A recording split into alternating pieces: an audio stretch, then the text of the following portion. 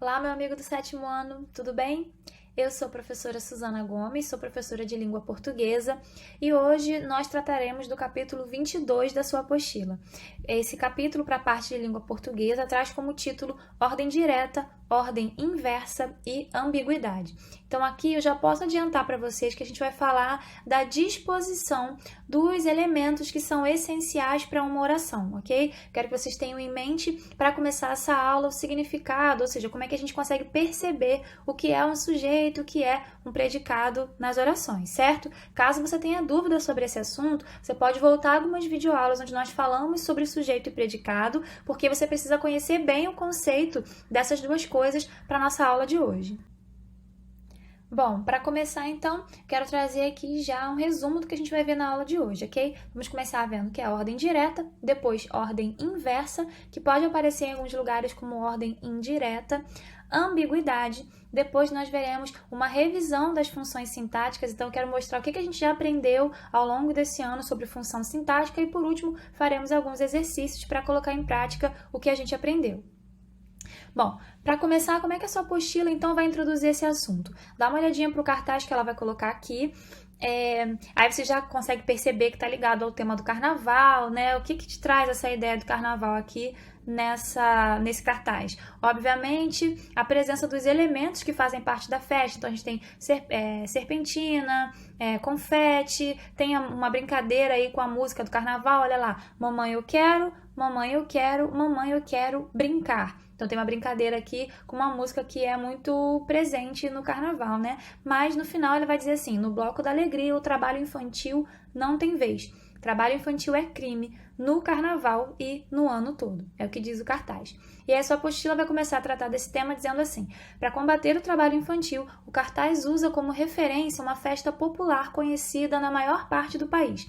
Em que época do ano essa campanha provavelmente foi lançada? Olha, se a gente está falando aqui de uma campanha que acontece tratando do carnaval, muito provavelmente essa campanha foi vinculada no momento também do carnaval, né? E aí poderia ser nos meses em que o carnaval acontece geralmente, entre fevereiro e março, né? Quando a gente comemora o carnaval. Depois sua apostila vai perguntar no segundo tópico. Deixa eu já marcar aqui para vocês o que a gente já fez até agora, né? Fizemos já esse primeiro aqui. E aí no segundo ela vai perguntar assim: por que nessa época do ano o problema denunciado poderia se agravar?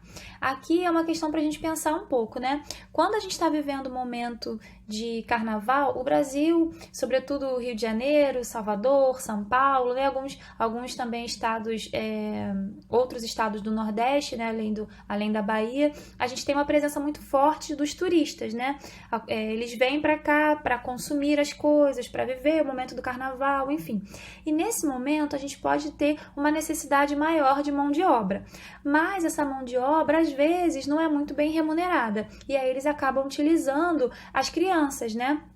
A mão de obra infantil. Como é que você pode responder isso? É uma época de muitas viagens de turismo. Em muitos lugares, as vendas praticadas principalmente por ambulantes poderiam explorar a mão de obra infantil, ok? Depois, a sua apostila vai perguntar, aqui não vai aparecer em outra página, tá? É na mesma página, eu dividi aqui para você conseguir visualizar melhor.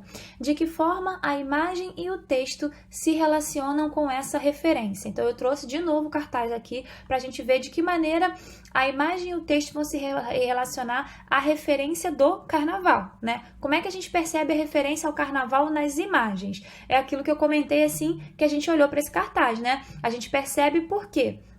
A gente tem elementos visuais que remetem ao carnaval, que são as máscaras, né, que os personagens estão usando, os confetes caindo aí espalhados, na verdade, por todo o cartaz, e a serpentina, né, que também aparece aqui, ó, em todos os lugares do cartaz. E depois, como é que o texto faz referência a esse período de carnaval e, ao mesmo tempo, para essa necessidade da gente combater o trabalho infantil? Olha lá, como é que ele faz a referência primeiro ao carnaval. Ele vai fazer referência ao carnaval fazendo uma paródia com uma música que é comum no carnaval, né? E aí ele traz para a realidade da criança, para começar a chamar atenção para a mensagem que ele quer passar, né? Você responde assim, então, um exemplo, você não precisa responder igual a minha, tá? O texto parodia uma marchinha de carnaval, a letra de uma canção tradicional. Bom, vamos começar então, depois dessa introdução que a sua apostila faz, vamos começar a tratar do que seria a ordem direta. Quero que você anote no seu caderno isso. Na ordem direta, o sujeito é disposto na oração antes do predicado. Então, a gente tem primeiro o sujeito, ou seja, o sujeito antes do predicado, ok? Olha a frase aqui.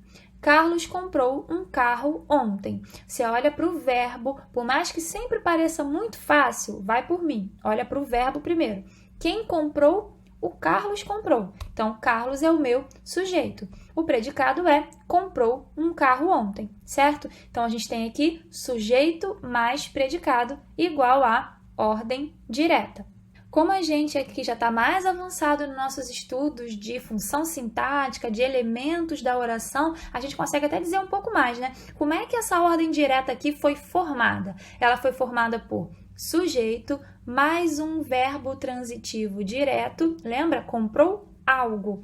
Verbo transitivo direto. Se tem verbo transitivo direto, tem objeto direto. Quem compra, compra algo. Ele comprou um carro. O meu objeto direto. O que é o ontem? Um adjunto adverbial de tempo, né? É um termo aí que é acessório, eu posso tirar da oração, que não prejudica a estrutura dessa oração, né? E ele traz uma circunstância. Nesse caso aí, ele está ligado a um verbo. Como ele traz uma circunstância para um verbo, ele é um adjunto adverbial. Os adjuntos adverbiais trazem circunstância para verbo, advérbio ou adjetivo. Certo? Então, aqui, o que é importante, essencial que você entenda? Que a ordem direta é formada, ela acontece quando a gente tem sujeito mais predicado, ok? Nesse caso, a ordem direta foi formada por sujeito, mais um verbo, mais o complemento desse verbo, que é o objeto direto, e mais os acessórios, que nesse caso aí foi o adjunto adverbial, ok? Sempre vai ser assim, sujeito, verbo, complemento e acessório. Esse é o mais prototípico, né? Aquele que a gente vai olhar e vai logo reconhecer. Mas olha esse exemplo que eu vou dar aqui embaixo. Eu amo você. Aqui eu também tenho uma ordem direta. Por quê? Quem ama? Eu amo. Então, o sujeito é o eu. Amo você é o meu predicado. Aqui eu tenho uma ordem direta, certo? Sujeito mais predicado. Só que aqui, se você perceber, eu não tenho adjuntos, ou seja, não tenho acessórios. Olha lá, eu tenho sujeito, um verbo e o complemento desse verbo. Mais um exemplo. O bebê nasceu. Quem nasceu? O bebê sujeito. E nasceu é o meu predicado. Aqui, como é que eu formei a minha ordem direta? Eu formei com sujeito e verbo. Como esse verbo é um verbo intransitivo, ou seja, não precisa de complemento, eu só precisei dele para formar uma oração com sentido aqui, né? Então, eu sempre vou encontrar sujeito, verbo, objetos, adjuntos, adverbiais. Não. A ordem direta é quando você tem sujeito mais predicado, ok? Pode ser que tenha complementos, pode ser que não tenha, como no caso de o bebê nasceu, por exemplo. Continuando, o que é então a ordem inversa? Você deve imaginar o que é, né? Se a ordem direta eu tenho sujeito mais predicado, na ordem inversa o sujeito vai ser disposto na oração depois do predicado, ok? Anota isso no seu caderno também. O sujeito é disposto na oração depois do predicado. Olha essa oração que eu coloquei aqui. Pediram desculpas os alunos do 7º ano. Aqui, percebe que eu não falei pediram aos alunos, eu disse os alunos. Olha para o verbo, pediram. Quem pediram? Os alunos do 7º ano pediram. Então, os alunos do 7º ano é o meu sujeito. O predicado será, então, pediram desculpas. Certo? Você pode trocar isso aqui pela ordem direta? Pode. Você pode dizer, os alunos do 7º ano pediram desculpas, certo? Aqui eu tenho predicado mais sujeito, tenho ordem inversa. Mais um exemplo. Cada vez mais espertas estão as crianças. Olho para o meu verbo e pergunto, quem é que está?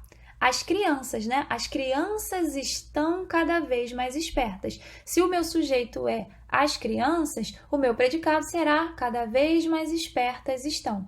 Aqui eu tenho predicado mais sujeito. Tenho ordem direta aqui? Não, tenho ordem inversa.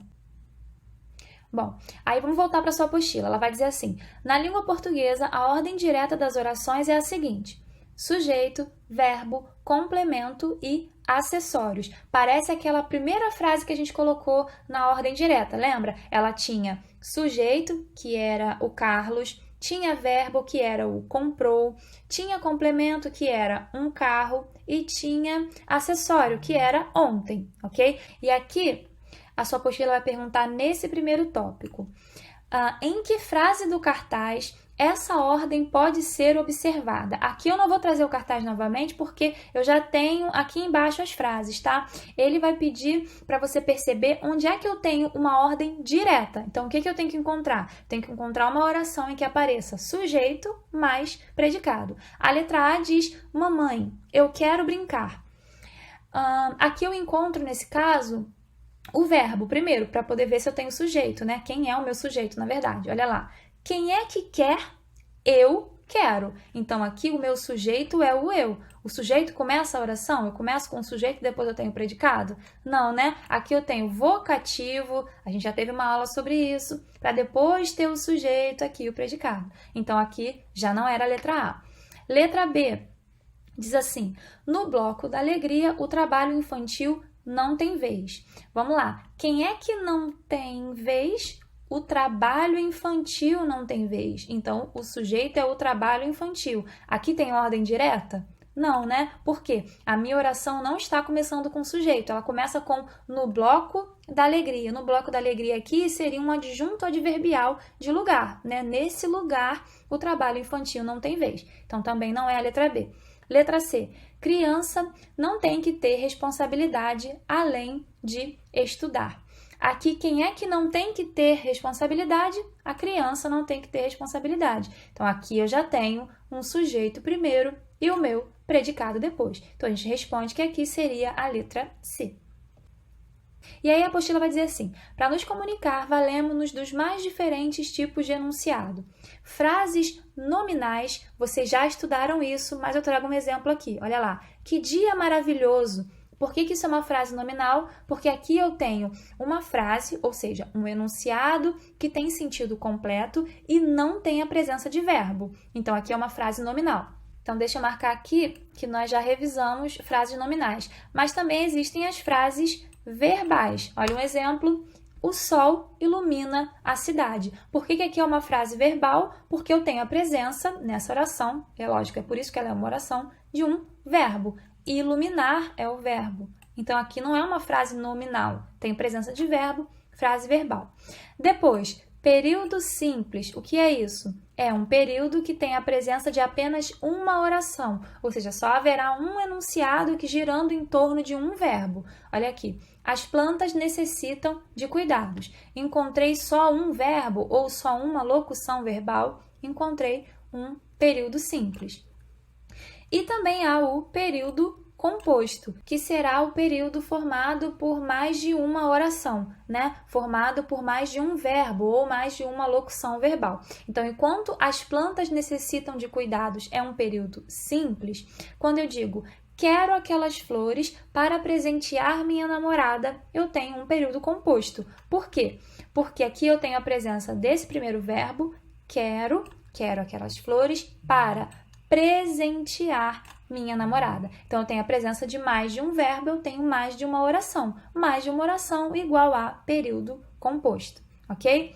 A apostila vai continuar dizendo assim: cada momento de comunicação dita o tipo de frase necessário. Mais simples, mais elaborada, mais espontânea, mais planejada. Depende das situações de uso, né? O que diferencia uma frase nominal de uma frase verbal é a presença ou não de um verbo no enunciado, como nós falamos agora, né? O que diferencia um período simples de um período composto é o número de verbos no enunciado, né? De certa maneira, o que a sua apostila está querendo chamar a atenção aqui? Ela está querendo mostrar para você que dentro das estruturas de uma frase, quando a gente faz uma análise sintática, o verbo é a palavra central, ok? isso aqui tem um motivo para ela começar a chamar a atenção, tá bom, gente? Na verdade, isso é uma coisa que ao longo das nossas videoaulas eu sempre tenho dito, né? Eu falo, mesmo que pareça fácil você identificar o sujeito, olha para o verbo, pergunta ao verbo, tenta ver através do verbo quem praticou aquela ação. Vamos lá. A partir do verbo, identificamos na oração o termo do qual se fala, que é o sujeito, e o que se fala sobre ele, que é o predicado. Então, olha aqui para essa primeira oração que eles vão colocar. Aqui a gente tem uma frase que diz: as ligações são gratuitas e sigilosas. Então, a gente encontra o verbo aqui, quem é que são gratuitas e sigilosas? As ligações. Então, o que? As ligações, sujeito. O que tem elas? O que tem as orações? Elas são gratuitas e sigilosas, ok? Isso aqui é muito simples, é uma explicação mais para chamar sua atenção para a diferença do que é sujeito e do que é predicado. E a maneira mais fácil de você identificar essas duas coisas, que é através do verbo, né? É uma coisa, como eu disse, sobre a qual eu tenho falado já muito com vocês. Bom, aí, aqui eu quero chamar atenção também para uma diferença que ela mesma vai fazer do que é a ordem direta e do que é a ordem indireta, que é a ordem inversa, né? Olha só, normalmente em língua portuguesa, as frases apresentam primeiro o sujeito e depois o predicado. Você já aprendeu hoje o que é isso? A gente vai chamar isso de ordem direta. Dependendo, porém, da ênfase e do efeito pretendidos, é possível que a frase se apresente em ordem inversa ou indireta. Se a ordem direta é quando o sujeito ele vem primeiro, né, antes do predicado, a ordem inversa ou indireta é quando o sujeito vem depois, certo? Existe ainda uma possibilidade desse sujeito aparecer no meio da oração, né? Sua apostila não tratou isso, mas provavelmente mais à frente a gente vai trabalhar. Olha aqui. Primeiro, o trabalho infantil vamos combater. Pensa o seguinte, gente, quando eu digo o trabalho infantil vamos combater, parece que o sujeito para vocês é o trabalho infantil? Se parece é porque você não está pensando no verbo, ok? Lembra que eu falo para a gente começar pelo verbo? Olha aqui, nós vamos combater. Nós vamos combater o trabalho infantil. O sujeito aí seria o nós. Ele, nesse caso, é um sujeito oculto ou um sujeito desinencial. Ele não aparece, mas a gente consegue perceber quem ele é pela desinência do verbo, né? Aqui seria nós vamos combater o trabalho infantil. Então, você percebe que aqui está na ordem inversa, na ordem indireta. O meu sujeito vai aparecer depois do meu predicado, ok? Agora, embaixo não, olha lá. Vamos combater o trabalho infantil. Aqui, sim, eu tenho a ordem direta. Sujeito mais predicado, certo? Olha o exemplo. Com facilidade entraram os policiais. Olha sempre para o verbo. Quem é que entraram? Os policiais entraram. Então, os policiais é o meu sujeito. Aqui eu tenho a ordem o que, então? Eu tenho ordem inversa. Eu tenho predicado e depois o sujeito. Como é que eu faria isso na ordem direta? Os policiais entraram com facilidade. Aí sim eu trouxe o meu sujeito aqui, ó, para o começo da oração, certo? Sujeito mais predicado igual à ordem direta. Bom, as funções sintáticas, os termos da oração. São chamadas de termos da oração as palavras ou grupos de palavras que possuem uma determinada função sintática dentro de uma oração. Copia isso no seu caderno, ok? Dividem-se os termos da oração em 3 grupos, por ordem de prioridade, tá? Então, não é que não faz diferença esses nomes aqui. Cada um vai ser colocado de acordo com a importância, ou seja, a prioridade para aquela oração. Eles podem ser os termos essenciais, que aí a gente tem sujeito e predicado, os termos integrantes, que nós temos os complementos, tanto complemento verbal quanto complemento nominal, os predicativos, o predicativo do sujeito, o predicativo do objeto, tudo coisa que você já aprendeu. E o agente da passiva, que é a única coisa que você ainda não sabe, tá? E depois os acessórios, que são os adjuntos, vocês também já aprenderam. A sua apostila ela traz esse quadro aqui, olha lá. Termos essenciais da oração. Acabei de falar, né? Sujeito e predicado são os essenciais. Os integrantes. Eu vou marcar de amarelo que a gente já estudou. Você já sabe o que é o sujeito e predicado, então você já conhece os termos essenciais de uma oração. Nós já estudamos os complementos verbais. O que é isso? Objeto direto e objeto indireto. Nós já estudamos os complementos nominais, inclusive numa aula bem recente, né? Que são aqueles termos que vão completar o sentido, o significado de um nome, né? Pode ser um substantivo, pode ser um adjetivo, pode completar, né, o sentido de um substantivo, de um adjetivo, de um advérbio.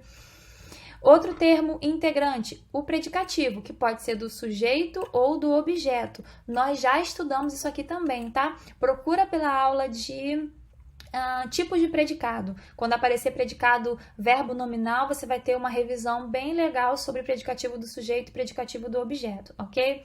E aí, o que a gente não viu ainda aqui é agente da passiva. Isso aqui a gente não estudou ainda, eu acredito. Então, eu trouxe aqui uma frase para você perceber o que é. Você vai encontrar uma oração na voz passiva quando aquilo que deveria ser o objeto passou a ser sujeito. E aquela pessoa que era, ou aquilo que era o sujeito, aqui ele não vai aparecer como alguém que praticou aquela ação, mas ele não deixa de ser o agente daquela ação. Olha aqui, normalmente essa frase que eu coloquei, nós falaríamos assim: Carlos comprou um carro, não é isso? O objeto, aquilo que foi comprado por Carlos, era o carro. Mas nessa frase, você percebe que eu tenho o carro foi comprado por Carlos? Tá vendo? Aqui eu tenho um sujeito que é paciente, ele não praticou a ação, ele sofreu essa ação, percebe? E o Carlos é o agente da passiva. Por quê? Porque ele é o agente daquela ação, só que a oração está na voz passiva, certo? Então aqui o carro foi comprado por Carlos, eu tenho por Carlos destacado aqui para vocês como agente da passiva. Ele também é um termo integrante, tá? Provavelmente a sua apostila vai falar sobre isso mais à frente, tá bom? Não precisa ficar preocupado, não. E os termos acessórios? Os termos acessórios nós já estudamos, então eu vou marcar de amarelo aqui. Já estudamos os adjuntos adnominais, bem recentemente. Já estudamos algumas aulas atrás, assim, uns 5 capítulos atrás, os adjuntos adverbiais e estudamos também aposto e vocativo. Então, você já conhece quase todos os termos da oração, né? Falta ainda a gente praticar um pouquinho a agente da passiva. Bom, agora a sua apostila vai tratar de problemas na construção da oração. Então, a gente tem que ter cuidado quando a gente vai construir um texto. A gente está passando agora para a última parte da nossa aula, tá? Que é quando a gente vai falar de ambiguidade. O que é ambiguidade? É quando um enunciado, o texto que a gente produz ou aquilo que a gente diz, possibilita mais de uma interpretação, ou seja, dá para as pessoas entenderem de mais de uma forma. É isso que a gente tem que ter cuidado. Por quê? Quando você escreve alguma coisa, é claro que o que você pretende é que a pessoa entenda claramente o que você falou, não é isso? Então, quanto mais a gente puder eliminar essas possibilidades de ambiguidade, mais direto, mais claro, mais objetivo e, portanto, com uma maior qualidade, o seu texto irá se apresentar. Então, aqui a sua apostila diz assim: quando um desses elementos, que elementos? Esses termos que a gente viu no slide anterior, está mal colocado na oração, a frase pode ficar incoerente ou até ser mal interpretada. Olha aqui esses enunciados. Primeiro, o juiz atendeu a criança em sua mesa. Pensa nessa frase: o juiz atendeu a criança em sua mesa. Na mesa de quem? Ele atendeu na mesa dele mesmo ou ele atendeu na mesa da criança? Vê se não dá para a gente entender das duas formas. Ele atendeu em sua mesa, na mesa dele ou na mesa dela? Como é que a gente resolveria isso? Você pode optar por transformar a frase, toda vez que você escrever e perceber que ela está ambígua, você pode transformar de modo a deixar ela mais clara. Olha aqui, vamos supor que seja na mesa do juiz. Então, você diria assim: o juiz, em sua mesa, atendeu a criança. Aí sim, todo mundo vai perceber que foi na mesa do juiz. Olha, o juiz, em sua mesa, atendeu a criança. A mesa era do juiz. Se a mesa fosse da criança, você poderia dizer: o juiz atendeu a criança na mesa dela.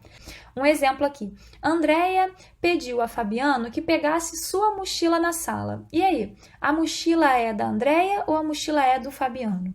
Esse sua ficou ambíguo. Então, o que você pode fazer? Vamos supor que a mochila seja dele. Então, a gente colocaria: Andréia pediu a Fabiano que pegasse a mochila dele na sala. E se a mochila fosse dela, Andréia pediu a Fabiano que pegasse a mochila dela na sala. Aí não tem possibilidade de mais de uma interpretação, né?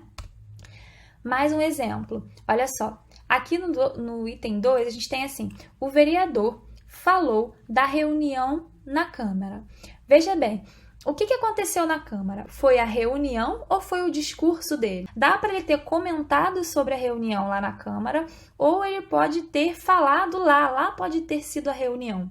Como é que a gente faz para tirar essa dúvida? Veja bem, se ele tivesse falado sobre ela na Câmara, a gente falaria, na Câmara, o vereador falou da reunião. Agora, se a reunião tivesse acontecido na Câmara, a gente poderia dizer, o vereador falou da reunião que aconteceu na Câmara, ok? Outro exemplo, a diretora reclamou da bagunça no pátio. Veja bem, aqui, ela reclamou lá no pátio ou ela reclamou da bagunça que estava acontecendo, que alguém deixou no pátio? Ficou ambíguo. Como é que a gente pode resolver? Se ela estivesse reclamando da bagunça que estava lá no pátio, a gente falaria, a diretora reclamou da bagunça que fizeram no pátio. Agora, se ela estivesse lá no pátio reclamando, a gente poderia dizer assim, no pátio, a diretora reclamou da bagunça. Percebe como com alguns ajustes, mexendo na posição dos termos da oração, a gente vai deixando a nossa frase mais clara, né? Mais um exemplo, olha aqui. O publicitário cuidou da propaganda da campanha aprovada na Assembleia. Aqui, o que foi aprovado na Assembleia? Foi a propaganda ou foi a campanha? Como é que você faz isso? A gente pode reorganizar-se. Aqui a gente pode dizer, o publicitário cuidou da propaganda cuja campanha foi aprovada na Assembleia, ou seja, aqui a campanha é que foi aprovada na Assembleia. Mas se tivesse sido a propaganda, a gente ia dizer, o publicitário cuidou da propaganda que a Assembleia aprovou para a campanha. Você percebeu como mudou o significado das orações porque nós alteramos a posição, né, a maneira como aparecem esses termos da oração?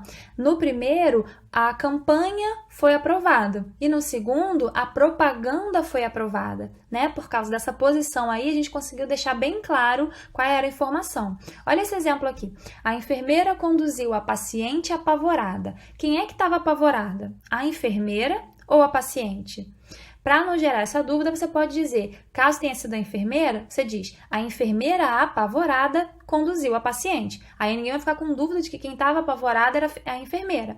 Mas se fosse a paciente, a gente poderia dizer, a enfermeira conduziu a paciente que estava apavorada. Percebe? Aí ninguém vai ficar com dúvida de que, nesse caso, quem estava apavorada era a paciente.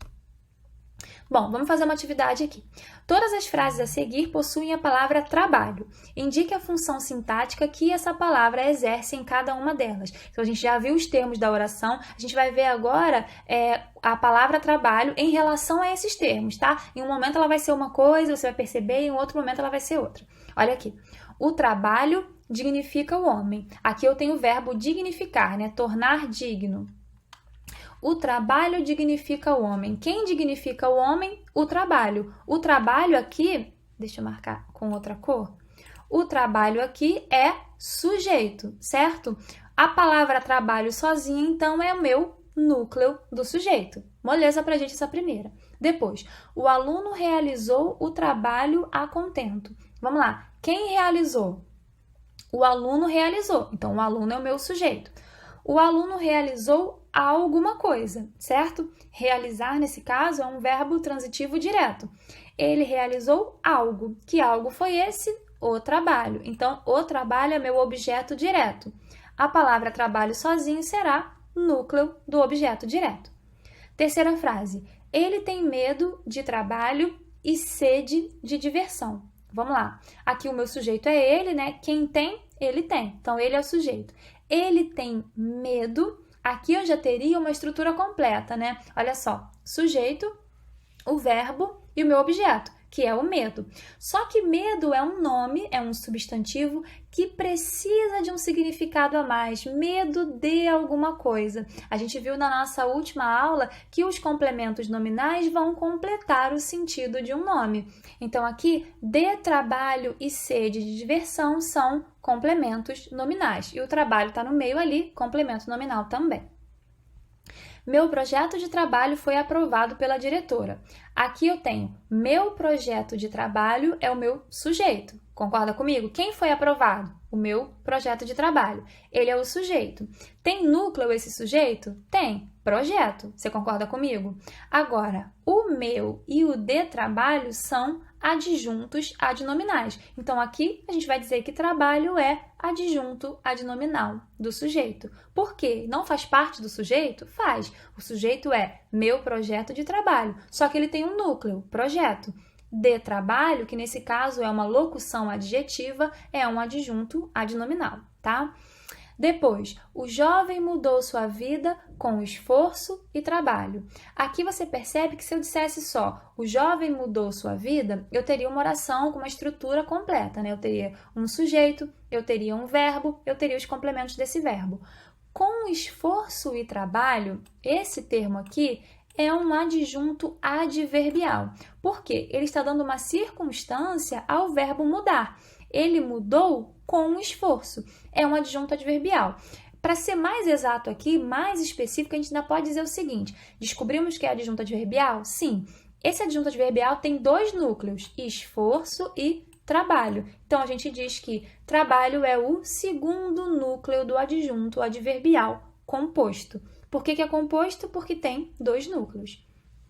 Depois, preciso de um trabalho novo. Vamos lá, aqui tem um sujeito que é desinencial, né? Porque esse sujeito seria o eu. Eu preciso. Quem precisa de alguma coisa. Então, o verbo precisar, nesse caso, é um verbo transitivo indireto.